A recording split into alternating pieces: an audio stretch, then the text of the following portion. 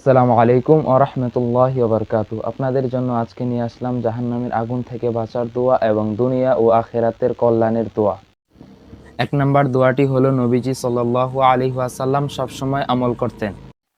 দোয়াটি হলো আল্লাহুম্মা ইন্না নাসআলুকাল জান্নাতা ওয়া নাউযু বিকা মিনান নার। এই দোয়াটা আমরা সবসময় করার চেষ্টা করব ফজরের নামাজের পর, মাগরিবের নামাজের পর এবং ফজরের নামাজের পর ৭ বার এই দোয়াটি যেই ব্যক্তি পড়বে তার জন্য জাহান্নামের ৭টি দরওয়াজা বন্ধ করে দেওয়া হবে। সুবহানাল্লাহ। দোয়াটি হলো আল্লাহুম্মা আজিরনি মিনান নার।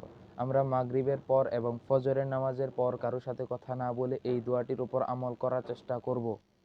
দোয়াটি আমি আবারও বলছি, দোয়াটি হলো আল্লাহুম্মা আজিরনি মিনান নার। কারো যদি এই দোয়াটি মনে না থাকে, বাজারে বা লাইব্রেরিতে অনেক কিতাবাদি আছে, সেগুলা ঘেটে আপনারা এই দোয়াটি শিখে নিতে পারেন। ৩ নাম্বার, এই দোয়াটি পড়ার মাধ্যমে আপনারা দুনিয়া ও আখিরাতের সকল কল্যাণ আল্লাহ তাআলার কাছে চাইতে পারবেন। শুধুমাত্র এক বাক্যের দোয়া, রব্বানা আতিনা ফিদ দুনিয়া হাসানাহ ওয়া ফিল আখিরাতি হাসানাতাও ওয়া কিনা আযাবান নার। দোয়াটিও খুব সুন্দর, দোয়াটির অর্থও খুব সুন্দর। আমরা এই দোয়ার উপরে আমল করার চেষ্টা করব। দোয়াটি ফজর ও মাগরিবের নামাজের পর আমল করতে হবে। দোয়াটি আপনাকে দুনিয়ার সকল বিপদ আপদ থেকে হেফাজত করবে। ফজরের নামাজের পর পড়লে এই দোয়াটি আপনাকে মাগরিবের নামাজ পর্যন্ত আল্লাহ তাআলা আপনাকে সকল বিপদ আপদ থেকে হেফাজত করবে এবং মাগরিবের নামাজের পর পড়লে আপনাকে ফজরের নামাজ পর্যন্ত আপনাকে সকল বিপদ আপদ থেকে হেফাজত করবেন।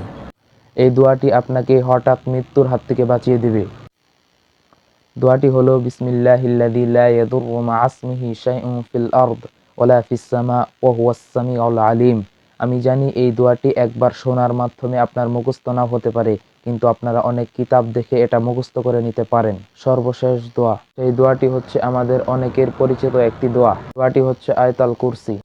আল্লাহু লা ইলাহা ইল্লা হুয়াল হাইয়ুল কাইয়্যুম লা তাখুযুহু সিনাতুন ওয়া লা নাওম লাহু মা ফিস সামাওয়াতি ওয়া মা ফিল আরদ মান যাল্লাযী ইয়াশফা'ু 'ইনদাহু ইল্লা বিইযনিহি ইয়া'লামু মা বাইনা আইদিহিম ওয়া মা খালফাহুম ওয়া লা ইউহীতুনা বিশাইইন মিন 'ইলমিহি ইল্লা বিমা শা'a ওয়াসি'a কুরসিয়্যুহুস সামাওয়াতি ওয়াল আরদ ওয়া লা ইয়াউদুহু হিফযুহুমা ওয়া হুয়াল 'আলিয়্যুল 'আযীম। আমরা এই আয়াতুল কুরসির উপরে আমল করার অবশ্যই চেষ্টা করব ইনশাআল্লাহ। আয়াতুল কুরসির ফজিলত সম্পর্কে যদি আপনারা জানতে চান তাহলে আমাদেরকে কমেন্টস করুন। আমরা পরবর্তী ভিডিওতে আপনাদেরকে আয়াতুল কুরসি সম্পর্কে জানিয়ে দেব।